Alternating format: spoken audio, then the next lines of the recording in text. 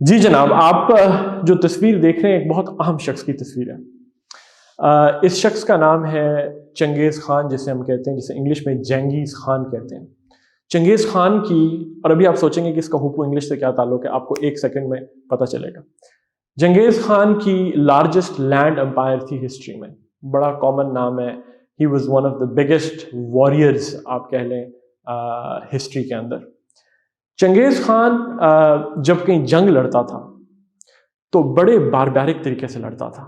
جب اس نے towns conquer کیے تو مطلب جتنی قتل و غارت یا تباہی جتنی کرتا تھا، جتنی ڈسٹرکشن کرتا تھا، وہ بڑی باربیرک ہوتی تھی۔ تو اگر میں اس کو آپ کو اس کے اوپر ایک سینٹنس کہوں تو میں کہوں گا کہ Genghis Khan's destruction of the town was utterly barbaric. مطلب جب اس نے کسی ٹاؤن کو تباہ کیا تو اٹ واز اٹرلی باربیرک۔ تو باربیرک کیا ہے؟ باربیرک ہے کرول، باربیرک ہے جسے آپ سیوج کہتے ہیں، بالکل ایک وحشیانہ ظلم، اس کو آپ باربیرک کہہ سکتے ہیں۔ مطلب ایک جنگلی قسم کا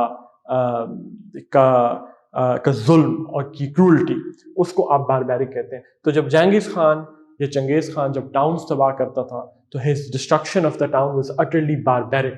تو آپ کا ورڈ ہے آج کا barbaric، جس کا مطلب ہے cruelty، جس کا مطلب ہے ایک وحشیانہ cruelty۔